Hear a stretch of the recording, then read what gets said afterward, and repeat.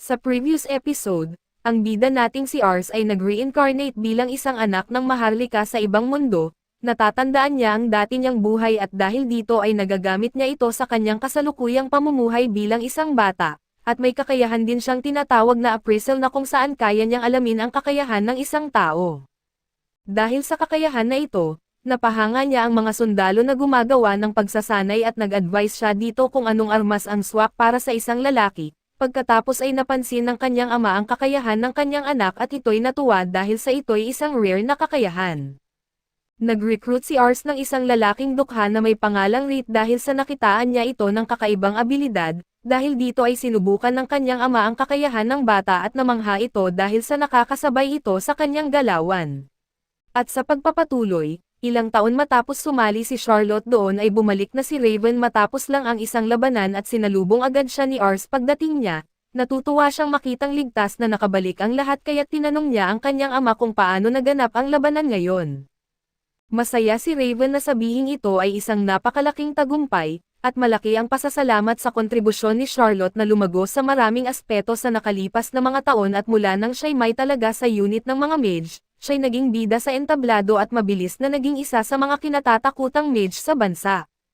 Dahil sa kanya, ang kanilang unit ng mga mage ay itinuturing na ngayon bilang isa sa mga pinagmamalaking unit ng Hovet at ito'y kasabay ng infantry unit. Alam ni Ars na may talento si Charlotte mula nang una niya itong makita, ngunit hindi niya akalain na magkakaroon siya ng ganito kalaking ambag mag-isa. Kaya lalo siyang ginanahan na maghanap pa ng iba pang may kahusayan na tulad niya at sa iba pang balita. Mayroon na ngayong kapatid na lalaki at babae si Ars at nakikita niyang magiging mahalagang bahagi sila ng pamilya batay sa kanilang mga katangian. Bigla namang pumasok si Rate sa silid at sinabing may magandang balita siya para kay Ars dahil sa may bagong talento na natagpuan sa bayan. Isang pamilya ng mga mangangaso ang lumipat kamakailan at dalawa sa mga boyd ay malakas at matangkad, kaya't pinupuri sila ng mga tao sa bayan at di nila matiyak kung sila nga ang hinahanap na talento ni Ars hanggang sa makita niya ang mga ito ng personal, kaya naghahanda na sina Ars at Rate na puntahan at makilala ang pamilyang ito. Nabatid nilang nakatira ang pamilya sa kagubatan malapit sa bayan kaya't kinakailangan nilang sumakay ng kabayo para makapunta roon, subalit bago sila umalis ay naagaw ang kanilang pansin ni Charlotte na kumakain sa itaas ng puno sa kanilang harapan. Tinanong siya ni Charlotte kung saan sila patungo kaya't ipinaliwanag ni Ars na sila'y maghahanap ng bagong mga talento. Nang malaman ni Charlotte kung ano ang kanilang gagawin, sinabi niyang sasama siya bilang bantay dahil libre siya ngayong araw at natuwa naman si Ars na kasama siya, ngunit hindi niya inaasahan na magiging mahirap ang biyahe dahil masikip sa iisang kabayo ang tatlo sa kanila. Inireklamo ni Charlotte na mabagal ang kabayo. Ngunit sinabi ni Rates na kasalanan niya ito dahil siya ang nagpupumilit sumama at nagdagdag ng bigat at bigla na lang, may isang mabangis na hayop na dumaan at isang pana ang lumipad sa mga puno, tumama at pumatay sa hayop. Di nagtagal ay lumitaw mula sa mga palumpong ang dalawang magkapatid na tuwang-tuwa sa kanilang nahuli, ngunit sa gitna ng kanilang kasiyahan, napansin nilang may iba pang tao sa lugar kaya humingi sila ng paumanhin sa walang ingat nilang hakbang na maaaring maglagay sa panganib sa kanila. Nakita ng mabuti ni Ars ang dalawa at napagtanto niyang ito ang mga hunter na kanilang hinahanap, at kahanga-hanga sila dahil si Gatos ay may kasanayang A-rank sa infantry at si Marcus ay A-rank sa archery. Nagtaka ang mga bata kung bakit may mga tao sa bahaging ito ng kagubatan kaya't sinabi ni Ars na mayroon siyang alok na nais niyang ipakita. Inanyayahan ng mga bata si Ars sa kanilang tahanan kung saan inihanda ng kanilang ama ang isang masarap na piging para sa kanila. Ngunit humingi ito ng paumanhin dahil hindi siya makagawa ng higit pa para sa mahahalagang bisita at sinabi ni Ars na wala itong dapat ipagpaumanhin dahil biglaan lang ang kanilang pagdating, at iniisip ni Charlotte na masarap talaga ang inihahandang pagkain. Pagkatapos ay tinanong ng ama ng mga bata kung ano ang pakay ni Ars sa kanila sa gitna ng kagubatan, kaya sinabi ni Ars na nandito siya upang kumbansihin sina Gatos at Marcus na sumali bilang mga sundalo sa hukbo ng Luat. Magandang balita ito para sa dalawang bata dahil palagi nilang gustong makilala bilang mga sundalo at nagpapasalamat ang kanilang ama sa oportunidad subalit nais niya sana na may talento rin ang isa pa niyang anak na si Rosal, tulad nina Marcus at Gatos. Hindi alam ni Ars na may isa pang anak ang lalaki kaya tinanong niya kung nasaan ito ngayon at itinuro ni Charlotte ang batang lalaki na may pulang buhok na dumaan sa kanila upang kumuha ng isang tinapay. pinagalitan ng ama si Rosal dahil sa tangkang umalis nang hindi nagpapaalam sa anak ng Panginoon ng Lupain, kaya ginawa ni Rosal ang makakaya niyang magbigay ng pagbati. Habang ginagawa ito, sinuri ni Ars si Rosal at nakita niyang ang katalinuhan nito ay maaaring umabot sa max na 100, na marahil ang pinakamataas sa buong kaharian ng Len at kahit na 45 pa lamang ito ngayon bilang isang 5 taong gulang, na inaasahan na may tamang pagsasanay. Naniniwala si Ars na magiging mahusay na tagapayo si Rosal kaya't inalok niya ito na maging isa sa kanila at sa tingin ni Ars, magandang alok ito kaso ayaw ni Rosal na may kinalaman sa digmaan at kaya nakikita niya si Ars at ang iba pa bilang malupit na mga tirano na sinusubukan na pilitin siyang mamatay sa labanan, kaya matigas niyang sinabing hindi at bumalik sa kanyang kwarto. Hindi makapaniwala si Ars na siya'y tinanggihan, kaya ipinaliwanag ng ama na medyo mahiyain at mahina si Rosal kumpara sa kanyang mga kapatid, namatay ang kanyang ina 2 taon na ang nakalilipas kaya siya'y naging malungkutin simula noon. Karaniwan sa edad niya bilang anak ng isang mangangaso ay dapat siya'y nasa labas na nagtatadtad ng kahoy o natuto kung paano mangaso, ngunit sa kanyang kalagayan ngayon ay bahagya siyang makakasurvive mag-isa lalo na sa digmaan. Ipinaliwanag ni Ars na hindi niya gusto si Rosal na maging sundalo dahil hindi iyon ang angkop para sa kanya at ang talento niya ay magiging mahusay na tagaplano. Ngayon na naiisip niya, napansin ng ama ang katalinuhan ni Rosal at nais ni Ars na tanungin ulit ito kung gusto niyang maging isang tagapayo. Pumasok si Ars sa kwarto ni Rosal kaso lalo lamang niya itong natakot at humingi ng paumanhin si Ars sa pagkagulat nito, subalit napansin niya na nagbabasa ng libro si Rosal. Tinanong niya kung gusto nito ang pagbabasa at kinumpirma ni Rosal na mahal niya ito at bagamat ito lang ang libro nila at binabasa ito ng kanyang ina sa kanya bago ito namatay, nalungkot si Ars para kay Rosal kaya inalok niya ito na pumunta sa kanyang bahay para kumuha ng ilang mga libro sa library. Na-excite si Rosal sa ideyang ito sa una, ngunit hindi siya tiwala sa intensyon ni Ars at iniisip niya na baka pilitin siyang sumali sa hukbo bilang kapalit ng mga libro at itinanggi ni Ars ang ganoong mga motibo at sinabing gusto lang niyang tulungan si Rosal na palawakin ang kanyang pagmamahal sa pagbabasa. Pumayag si Rosal na sumama basta kasama niya ang kanyang mga kapatid para sa kanyang kaligtasan at pagdating nila sa bahay ni Ars, biglang sumigaw si Rosal ng malakas nang dilaan siya ng isang aso, kaya pinakalma siya ng kanyang mga kapatid dahil hindi naman siya sasaktan nito. Namangha sila sa laki ng bahay ni Ars kaya inalok niya si Charlotte na ipakita sa kanila ang lugar at sa simula ay ayaw ni Charlotte, ngunit nang ipahayag nila kung gaano kakahanga-hanga si Charlotte ay agad siyang nagustuhan nila, habang ipinapakita ni Charlotte ang lugar ay dinala naman ni Ars si Rosal sa library. Labis na namangha si Rosal dahil hindi pa siya nakakakita ng napakaraming libro sa isang bahay at malaya siyang magbasa hanggat gusto niya, ngunit kailangang umalis ni Ars para tapusin ang kanyang araw-araw na mga aralin, kaya si Rates na ang bahala kay Rosal kung may kailangan ito. Makalipas ang ilang oras ay nakatulog si Ars sa kanyang desk at pagkagising niya, dali-dali siyang bumaba upang makausap si Rosal bago ito umalis at pumunta siya sa library at tinanong si Rates kung naroon pa si Rosal. Ngunit nakatulog na si Rosal sa sahig dahil sa pagod sa pagbabasa ng marami. Humanga si Rates sa kakayahan ni Rosal dahil mabilis niyang naunawaan ang mga konsepto na hindi pa niya naririnig. Tiningnan ni Ars ang mga estadistika ni Rosal at nakita niyang mabilis na tumataas ang kanyang katalinuhan. Dumating si Charlotte at ang 2 kapatid para sunduin si Rosal subalit nakita nilang nakatulog siya sa tambak ng mga libro.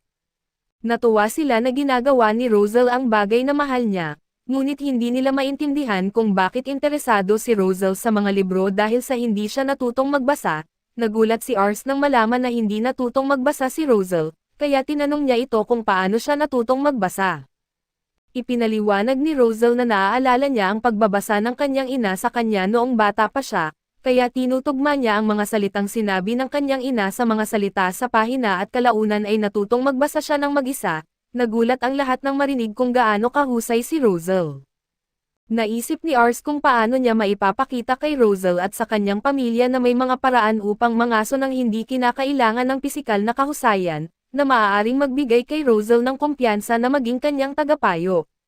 Sinabi niya sa kanila na ang paggamit ng bitag ay isang karaniwang pamamaraan ng pangangaso sa ibang bansa kaso sa palagay ni na Marcus at Gatos, hindi ito magiging epektibo laban sa mga hayop dito dahil matalino at mabilis ang mga ito, subalit may tiwala si Ars na makakaisip si Rosal ng isang mabisang paraan at tiyak na kikilalanan ng kanyang ama ang kanyang kakayahan bilang isang mahusay na mangangaso.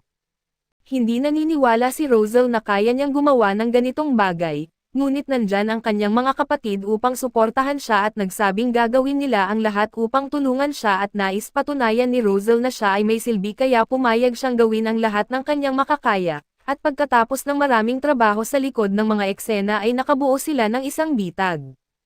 Ilang sandali pa, lumabas ang ama ni Rosal at nagulat siya sa nakita niya at masayang ipinakita ng mga kapatid kung ano ang nagawa ni Rosal, at pinakiusapan nila ang kanilang ama na silipin ang loob ng bitag. Nagulat ang ama nang makita niyang puno ito ng mga hayop at may pagmamalaki na sinabi na ideya ito lahat ni Rosal, kaya't hinikayat nila siya na ipaliwanag sa kanilang ama kung paano niya ito naisip at nahihiyaman. Sinabi ni Rosal na natutunan niya na ang mga hayop na ito ay bulag na sumusugod sa anumang bagay na may kulay dilaw, kaya gumamit siya ng pininturahang pader para mapatakbo sila papunta sa bitag. Ligtas itong gamitin dahil walang tao ang maloloko nito at marahil ay nakaisip din siya ng paraan para panatilihing ligtas ang mga batang hayop sa pamamagitan ng pagbitin ng mga halaman na kilala nilang iniiwasan. Tumayo lamang doon ang ama ni Rosal at nagulat dahil napagtanto niya ang dalawang bagay na si Rosal ay isang henyo at nagawa niyang mapagaan ang negosyo ng pamilya sa pangangaso sa pamamagitan ng bitag na ito, at isang araw lang ang kinailangan niya para maisip ito. Matapos pag-isipan ang kanyang mga naiisip, tinanong niya ang mga nakatatandang kapatid kung aalis ba sila kinabukasan upang sumali sa hukbo at nag-agree sila. Sinabi niya sa kanila na isama si Rosal at hindi alam ni Rosal kung saan nagmula ang biglaang pagbabago ng ugali ng kanyang ama, ngunit nagpumilit ang kanyang ama na kailangan niyang umalis sa bahay at wala na siyang ibang masasabi maliban doon kaya't umalis siya. Ngayon ay naniniwala si Rosal na kinamumuhian siya ng kanyang ama dahil ginawa niyang magaan na ang pangangaso, kaya tinanggap niya na kailangan niyang sumama kay Ars dahil wala siyang ibang mapupuntahan kaso sinabi sa kanya ni Ars na hindi pa siya maaaring umalis, hindi siya bababa hanggang malinaw ang pagkakamali sa kanyang ama.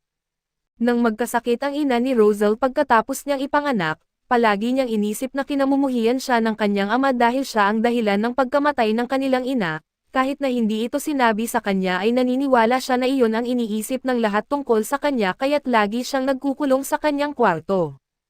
Ngayon ay naisip niya na sana hindi na lang siya ipinanganak kaso pagkatapos ay may narinig siyang ingay sa bubungan at ito pala ay ang kanyang ama at mga kapatid na sina Marcus at Gatos. Lumapit sila sa ama para magpasalamat sa pagpapalaki sa kanila ng mabuti ngunit tinanong nila kung bakit kailangan niya na magsalita pa ng ganoon sa kanilang kapatid na si Rosal. Kahanga-hanga ang bitag na ginawa niya at sa paraang iyon at hindi na kailangang magtrabaho ng husto ng kanilang ama, kaya wala itong dahilan para maging masyadong matigas sa kanya at alam ng ama na hindi niya dapat sinabi kay Rosal ang mga bagay na iyon, ngunit pakiramdam niya ay nabigo siya bilang ama dahil hindi niya nakilala ang mga talento ni Rosal. Nakatuon lamang siya sa mga bagay na hindi magawa ni Rosal, ngunit mabait talaga si Rosal kaya kahit hindi siya kinikilala, mas inaalala pa rin niya ang pagtulong sa isang nabigong ama kaysa sundin ang kanyang sariling hangad. Kaya ang naisip niyang paraan para mapaalis si Rosal ay gawing kamumuhian siya nito bilang ama at kinabukasan, sinamahan ni Ars ang mga kapatid pabalik sa mansyon at tila determinado talaga si Rosal na sumama sa kanya.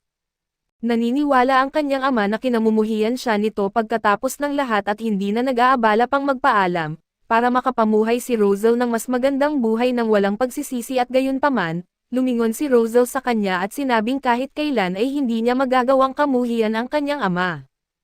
Inamin ni Rosal na wala siyang naitulong sa pamilya hanggang ngayon, kaya ang dahilan ng kanyang pagsama kay Ars ay para matuto siya ng iba't ibang bagay upang maging kapaki-pakinabang, at kapag nagawa na niya ito ay nais niyang bumalik at makasama ang kanyang ama. Napapaluha ang kanyang ama nang marinig na mahal pa rin siya ni Rosal at naglaan sila ng sandali para magpaalam ng may puso sa isa't isa. Nagpasalamat sina Marcus at Gatos kay Ars dahil nakumbinsi niya si Rosal na manatili at nabigyan siya ng pagkakataong makipag-ayos sa kanyang ama bago maging kanyang retainer, ngunit sa totoo lang ay hindi talaga mahalaga kay Ars kung sasama si Rosal o hindi. Gusto lang niyang makita itong masaya dahil sa huli, kahit na siya'y may kahangahangang talento ay isa rin siya sa mga tao ni Ars at paglaon. Nagkasakit si Raven at kasama siya ni Ars sa tabi ng kanyang kama, nakikiusap sa kanya na huwag nang sumama sa susunod na misyon sa kanyang kasalukuyang kalagayan.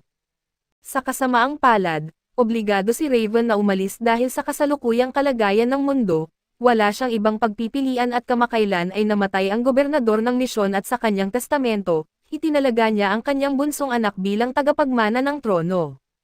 Ngunit tulad ng inaasahan, hindi matanggap ng nakatatandang kapatid ang testamento ng kanilang ama at inangkin niya na peke ang mga dokumento at dahil dito, nagsimula ang isang digmaang sibil laban sa kanyang kapatid at bagamat iniisip ng karamihan na walang kakayahan ang nakatatandang kapatid, nagawa niyang makilala sa pamamagitan ng ilang mga tagumpay sa labanan kaya naman nakakuha siya ng suporta mula sa disenteng bilang ng mga retainer sa kanyang paghahangad sa kapangyarihan. Dahil sa nagaganap na digmaang sibil, nagpa siya ang karatig bansa ng Sith na samantalahin ito at salakayin habang hati ang bansa ng misyon at nangangahulugan ito na kailangan nilang lumaban sa isa pang labanan, subalit sinabi ni Raven kay Ars na huwag mag-alala dahil may mas mahahalagang bagay siyang dapat asikasuhin at ang kanyang asawa ay darating dito maya-maya lamang. Siyempre ay nagulat si Ars dahil ito ang unang pagkakataon na narinig niya ang tungkol dito at mukhang nakalimutan lang sabihin ni Raven. Kinuha niya ang isang liham na natanggap niya kanina mula sa babae sa tanong at pagkatanggap niya, agad tumakbo si Ars sa kanyang mga retainer upang sabihin sa kanila ang masamang balita. Nang malaman ni Ars na mayroon siyang itinakdang mapapangasawa, lahat sila ay nagulat tulad niya at ito ang unang pagkakataon na narinig niya ang tungkol sa kanya, at isang katulong ang pumasok upang sabihin sa kanya na nasa labas na ang kanyang magiging asawa, kaya wala siyang oras para maghanda. Lumabas siya upang salubungin siya habang paparating ang karwahe, ngunit kinakabahan siya dahil kahit sa kanyang nakaraang buhay ay hindi pa siya nagkaroon ng kasintahan at ngayon ay bigla na lang siyang haharap sa isang asawa, subalit nang makita niya ito sa unang pagkakataon ay napagtanto niyang maaaring swertehin siya dito. Ngunit pagkatapos niyang makita ang kanyang mga estadistika at ang kanyang diplomasya at ambisyon ay mataas, natural siyang may hilig na maging tuso at agad siyang nag-ingat dahil maaaring nagpapanggap lang ito upang magbigay ng magandang impresyon sa kanya, at baka nandito siya para alisin siya sa posisyon dahil sa kasalukuyang karamdaman ng kanyang ama. Hindi niya dapat hayaan na mahulog sa kanyang mga alindog, kaso hindi iyon magiging madali dahil talagang nakakaantig siya ng kanyang damdamin at pagkaraan ng ilang sandali. Inalok niya itong ipasyal sa kanilang estado kaso habang naglalakad sila ay nakita sila ni Lucius at ito ang butler. Si Wraith sa unang pagkakataon ay nagulat siya dahil may iilan siyang pagdududa, ngunit hindi siya pumayag sa ganitong mga bastos na komento lalo na't nakadirekta ito sa isang taong pinagkakatiwalaan ng kanyang magiging asawa. Inutusan niya ito na humingi agad ng tawad sa kanyang mga sinabi na ginawa naman niya at bahagyang gumanda ang tingin ni Ars kay Lisa. Habang ipinapakita sa kanya ang estado at nakikilala ang lahat ng mga tao na nagtatrabaho doon at puro magagandang bagay lang ang sinasabi niya tungkol sa lahat dito, at habang sila ay kumakain ay pinag-uusapan nila kung gaano kasarap ang karne at pagkain na nagtulak kay Ars na ikwento kung paano sila nakabuo ng bagong sistema ng bitag. Ngunit sa kanyang pagkasabik ay hindi niya napansin na may kaunting sarsa sa kanyang pisngi at kaya't nahiya siya nang ituro ito. Kailangang aminin ni Ars sa kanyang sarili na si Licia ay mahusay sa komunikasyon kung nakakapagpatuloy siya ng usapan kasama siya, bukod dito ay mabilis siya sa pag-iisip at mas maganda kaysa sa sino mang nakita niya dati. Kung hindi niya nakita ang kanyang mga estadistika ay maaaring nahulog na ang loob niya dito. Ipinagpatuloy ni Licia ang usapan sa pamamagitan ng pagbanggit na nakita niya ang kaunti ng lumber habang papunta siya rito at talagang nagustuhan niya kung gaano ito kasigla. Sumang-ayon si Ars at sinabi niyang personal sana niyang ipinakita sa kanya ang paligid ng bayan kung maganda lang sana ang panahon, ngunit sinabi ni Lisa na hindi iyon magiging problema dahil hindi naman daw magtatagal ang ulan at ilang sandali lang, tumigil nga ang ulan tulad ng sinabi niya at lubos na namangha si Ars kaya tinanong niya kung may kakayahan ba siyang kontrolin ang panahon. Sinabi niya na wala itong kasing espesyal tulad ng kapangyarihan sa panahon, ngunit pinagmasdan lang niya ang mga ulap habang paparito at napansin niya mula sa paggalaw ng mga ulap na hindi magtatagal ang ulan, dahil sa maliwanag na muli ang langit at magagawa na niyang ipakita kay Lisa ang paligid ng bayan pagkatapos ng lahat. Habang nasa labas ng pinto ay nagmamasid sina Rosal at Charlotte sa tanghalian ni Ars at tinanong ni Charlotte si Rosal kung ano ang palagay niya kay Licia, at para kay Rosal si Licia ay ang kahulugan ng isang ideal na asawa. Ngunit aaminin niyang medyo nakakatakot din ito. Iniisip din iyon ni Charlotte kaso higit ito dahil sa nagseselos siya kay Licia, lumabas sina Ars at Lisha sa bayan at ipinakilala siya bilang kanyang magiging asawa at kaya't lahat ay nasabik at nagplano ng isang pagdiriwang para sa kanya. Ngunit sa malapit lang ay may nag-aaway na dalawang lalaki, kaya dali-daling pumunta sina Ars at Lisha upang alamin kung ano ang nangyayari at ang dahilan ng hindi pagkakaunawaan ay ang isang gumagawa ng Webbles ay nagsabi na nag-order siya ng mga bato ng apoy na magi, ngunit ang dinala ng nagbebenta ay mga bato ng tunog na magi at ngayon ay nagtatalo sila kung kaninong kasalanan ito. Dahil siya ang magiging Panginoon ng lupa sa hinaharap, naisip ni Ars na dapat siyang kumilos tungkol sa alitang ito kaso dapat hindi siya magkakamali dahil ipapakita nito ang kahinaan at ayaw niyang makita ni Lisha ang anumang senyales ng kahinaan mula sa kanya, hanggat hindi niya sigurado ang kanyang mga intensyon. Biglang dumating sina Charlotte at Rosal at tinanong ni Charlotte kung gusto ni Ars na siya ang mag-ayos nito dahil sapat na ang isang hampas ng kanyang mahika para tapusin ang kanilang pagtatalo. Pati na rin ang kanilang buhay at kontra si Lisha sa ideya kaya ipinahayag niya ang kanyang pagtutol, ngunit binanggit din niya kung gaano siya kahanga kay Charlotte dahil kilala ito bilang pinakasikat sa lupain. Sapat na ang papuri na iyon para magustuhan agad ni Charlotte si Lisha at pagkatapos, lumipat si Lisha sa susunod na isyo at tinanong si Ars kung papayagan niya siyang ayusin ang alitan, at kung magtagumpay siya sa kanyang tangka ay may hiling siya kay Ars. Lumapit siya sa dalawang lalaki at pinapatigil sila sa pag-aaway at pagkatapos ay ipinakilala niya ang sarili bilang si Lisha Plead. Sinabi niya sa kanila na may solusyon siya sa kanilang problema at kaya inalok niya na bilhin ang mga bato ng tunog na magi na mayroon sila dahil bihira ang mga ito sa kanyang rehiyon at sa kabaligtaran, mayroon siyang malaking bilang ng mga bato ng apoy na magi sa stock kaya maaari niyang ayusin na mabenta ang ilan sa kanila sa makatuwirang presyo. Matapos magbigay ng ganitong maginhawang solusyon, sinabi niya sa kanila na ang buong ideyang ito ay galing kay Ars kaya't binigyan niya siya ng lahat ng credit at nagpasalamat ang mga tao kay Ars sa pagiging malaking tulong sa kanila, ngunit may hiling si Ars sa kanila para hindi na mangyari ang ganitong insidente sa hinaharap. Gusto niya na ang bawat transaksyon sa negosyo ay may kontrata para malinaw ang mga tuntunin at pumayag sila na gawin ito para kay Maan. At nagpasalamat si Ars kay Lisha sa tulong sa pag-ayos ng alitan dahil naging perpekto ang lahat, at lalo siyang kumbinsido sa kahusayan ng kanyang mga kasanayan sa diplomasya. Ilang sandali pa, naglalakad pa rin sila sa bayan kaya humingi ng paumanhin si Ars sa kanya dahil sa pagpapalakad-lakad sa kanya kaso binanggit niya na ayos lang dahil marami siyang natutunan sa paglilibot, kaso ngayon na sila lang dalawa ay tinanong niya kung maaari na niyang sabihin kay Ars kung ano ang pabor na pinag-uusapan niya kanina. Inaasahan na ito ni Ars kaya't naghanda siya para sa anumang hindi makatwirang hiling na maaaring hingin niya, ngunit ang tanging gusto lang pala niya mula sa kanya ay isang tapat na sagot at tinanong niya si Ars kung anong uri ng tao ang gusto niya, at nagulat si Ars dahil hindi niya malaman ang intensyon ni Lisha. Sa huli ay sumuko na lang siya sa pagsubok na unahan siya sa pag-iisip dahil alam niyang masyado siyang matalino para doon, kaya't nagpa siya siyang sagutin ang tanong ng diretso at sinabi niya na gusto niya ang mga taong tapat at hindi nagtatago ng mga bagay sa kanya, kaya ngumiti si Lisha at sinabing isasaalang-alang niya iyon bago sila magpatuloy sa paglalakad at iniwan si Ars na mas nalilito pa kaysa dati. Nagpatuloy ang araw ng walang maraming pangyayari at ngunit sa huli, hindi malaman ni Ars kung ano talaga ang tunay na intensyon ni Lisha kaso dahil mananatili siya dito ay nagpa siya siyang subukan ulit bukas, at naghanda na para matulog.